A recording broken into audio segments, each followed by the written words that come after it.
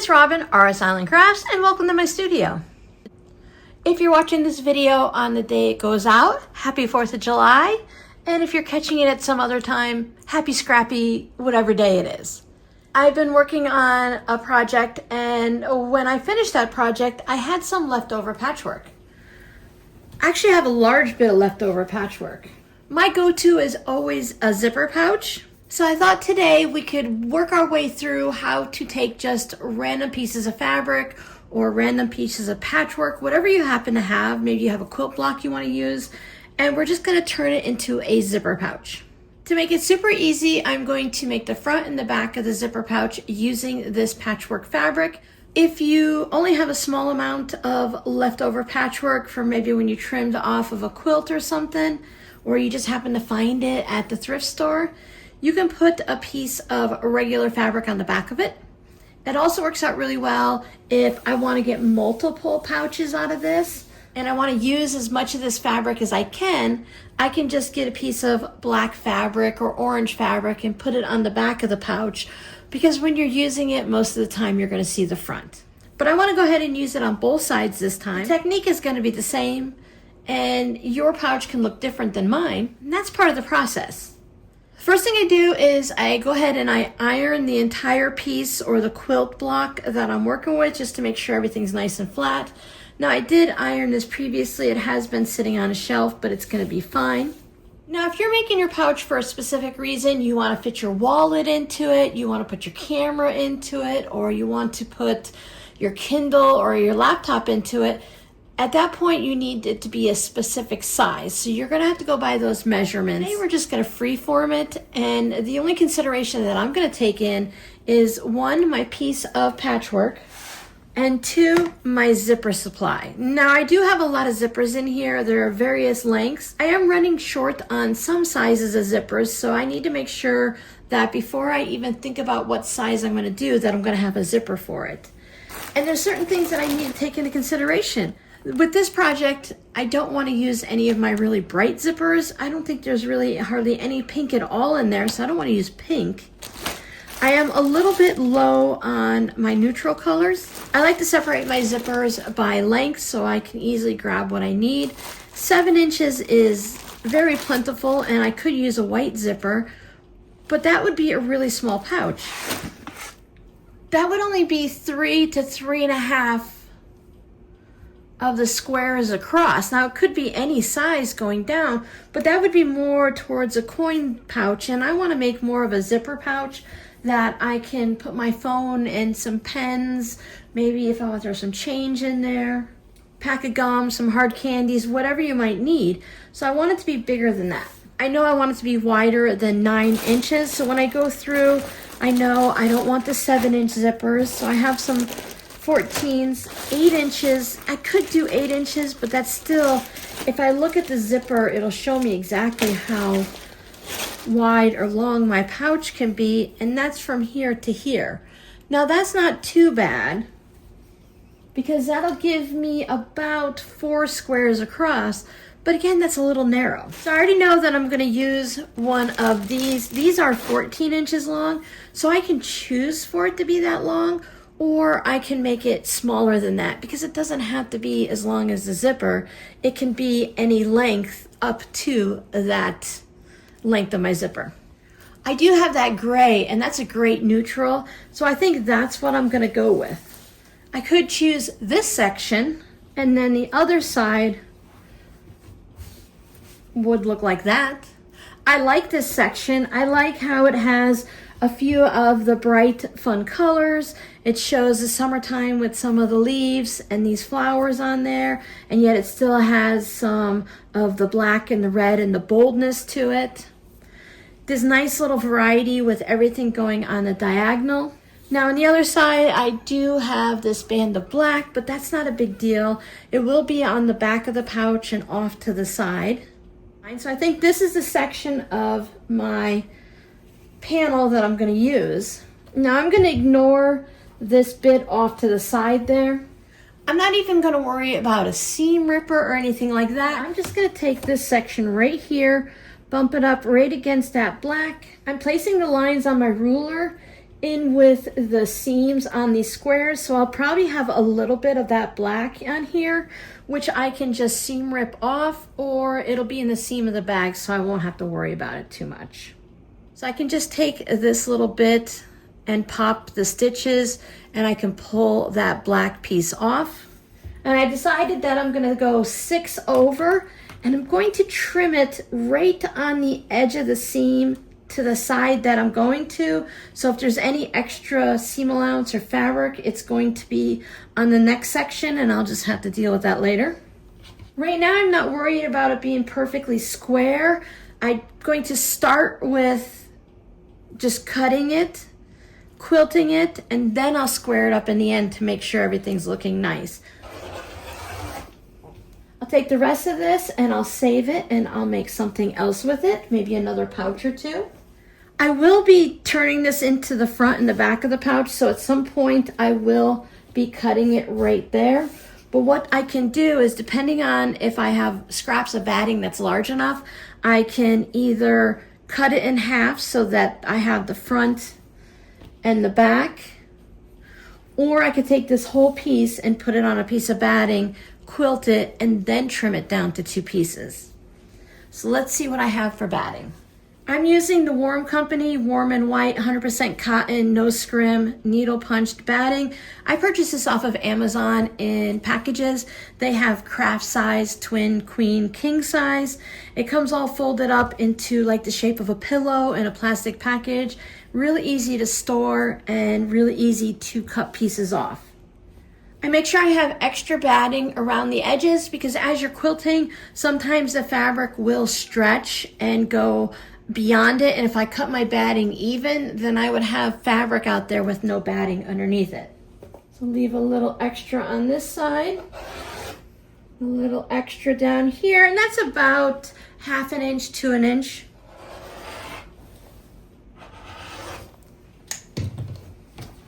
Whenever I'm working on a quilt, I'll just order a new package of batting just for that size of the quilt. But having something like a queen size piece of batting is really great when working on small zipper pouches and tote bags, because I can get a lot of projects out of just this one piece of batting. Now you can use fusible fleece or some type of an interfacing, or if you like that foam interfacing batting stuff, you can use that. Sometimes I use the spray and bond basing adhesive to hold that piece of fabric in place. And depending on the size of the fabric and the type of quilting, sometimes I just lay it out. I iron it so that the batting lays nice and flat. I iron it from the fabric side, and then I just take it over and I quilt it. Keeping in mind, when this is finished, I'm going to trim it right there.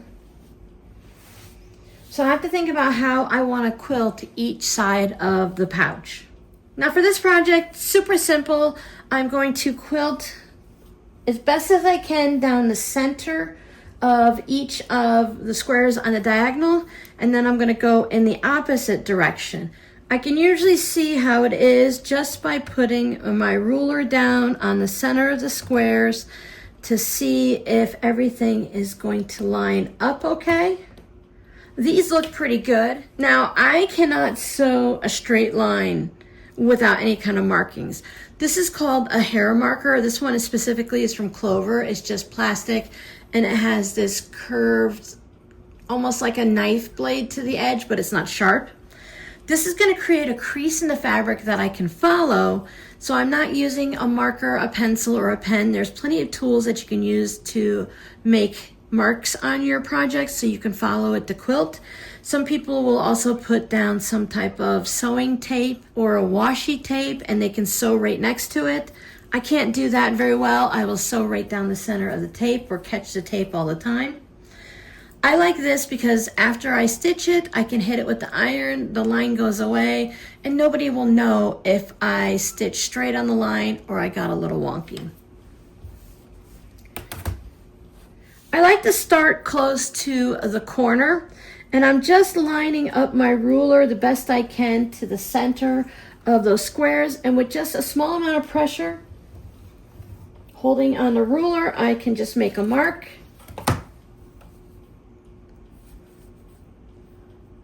There you go. Can you see that shiny line right there? That's where I made the little crease in it to show where I want to stitch.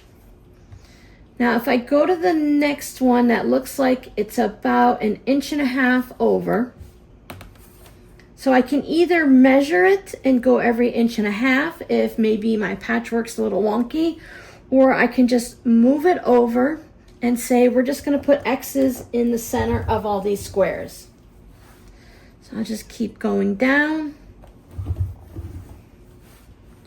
If I make a mistake, I'll just take it over to the iron over the Hera markings, and start over. You don't have to press super hard. You don't want to damage the fabric at all, but you just want to be enough that it leaves that nice sharp crease in there so that you'll know where to sew. So I'll take it over to my sewing machine. I'll probably do a 2.6 stitch length on my Juki machine, and I'll just stitch down on all of these, and then when I'm done, I'll spin it and I'll make my markings down the center of the squares in the opposite direction, and that'll give me an X in all of my squares when I'm done. Now if you want, you can put a piece of fabric on the back, but you're not going to be able to see it in the pouch because we're just going to make it with a lining fabric. We haven't cut our lining fabric. I haven't even chosen my lining fabric yet because I don't know what size my finished pouch is going to be. There it is, all quilted. I ended up going with a light blue thread because I didn't have anything but a bright yellow, and I didn't like the way that looked on the darker squares. Now I need to cut out 2 panels, one for the front, one for the back of the zipper pouch, and I need them to be equal.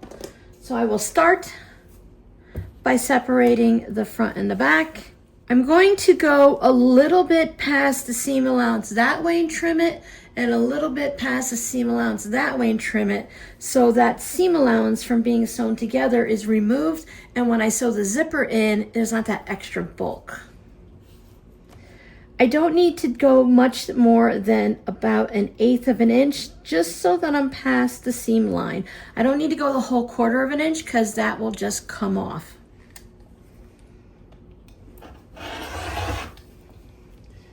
There's that piece there. And you can see, I just want to cross it a little bit.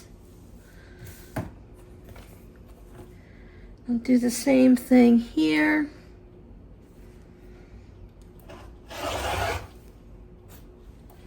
And just remove a sliver.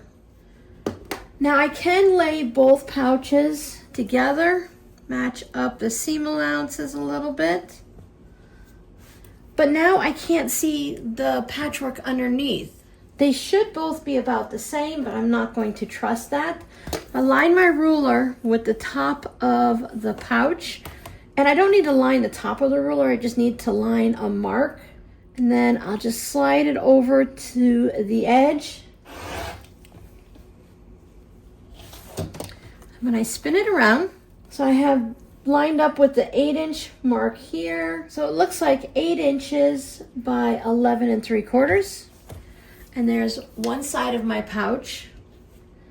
So that on this one, I need it to be 8 inches by 11 3/4. And if for some reason I don't have that in this pouch, then I can just trim the other one a little smaller. Now when I trim this one at 11 3/4, you see how all my fabrics don't go over? So I just need to trim this down to 11 1/2, and I will trim the other pouch to 11 1/2. Because whatever you do to one, you have to do to the other. They need to be even. There we are, the front and the back of the pouch. Here, this one's going to be the front, this one's going to be the back.